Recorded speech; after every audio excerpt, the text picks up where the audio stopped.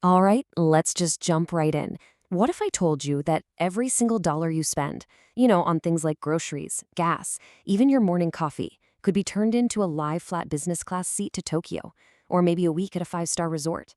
Well, that's not some fantasy, it's a financial strategy.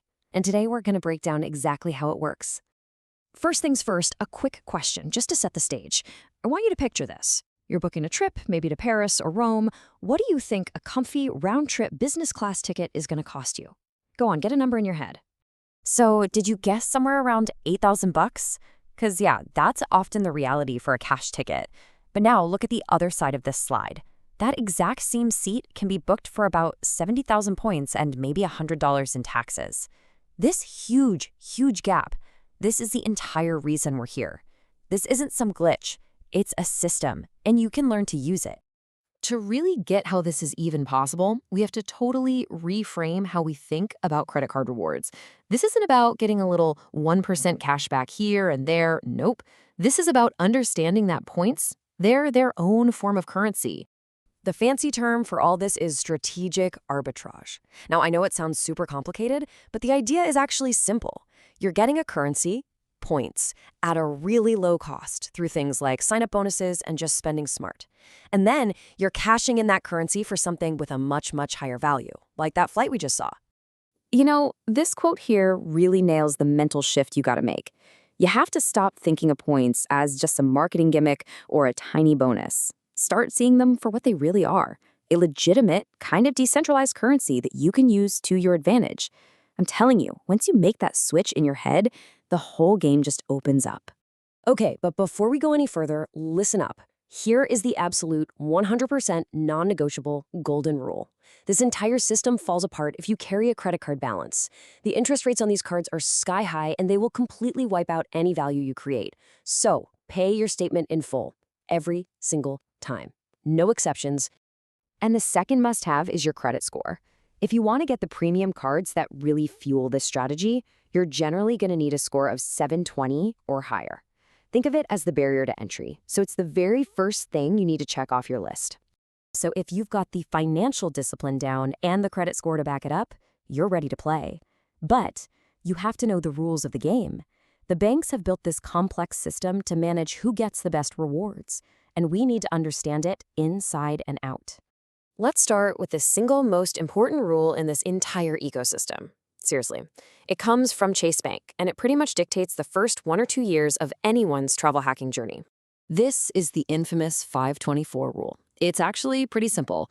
Chase will automatically deny you for most of their best cards if you've opened 5 or more personal credit cards from any bank, by the way, in the last 2 years. So the strategy becomes a no-brainer. You have to get the Chase cards you want first before you fill up those 5 precious slots. Okay, now let's talk about the other major player in the game, American Express. They don't have a strict rule like 524, but they've got their own unique set of policies, all designed to control who gets those big, juicy welcome bonuses. So Amex has a few key things to know, like their once-per-lifetime rule on bonuses for any given card. But their most helpful feature is what everyone calls pop-up jail. Here's the deal. If you apply for a card but you're not eligible for the bonus, a little pop-up window appears before they run a credit check. This lets you just cancel the application with 0 penalty. You can literally test if you'll get the bonus, completely risk-free. All right, so we know the rules for getting the cards. Now for the really fun part, the offensive strategy. This is where we learn how to squeeze multiple layers of rewards out of every single dollar you spend. The foundation of any smart earning strategy is the trifecta model.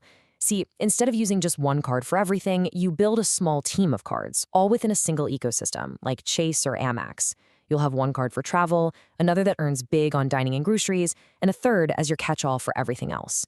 This simple setup makes sure you're almost never earning just one measly point per dollar.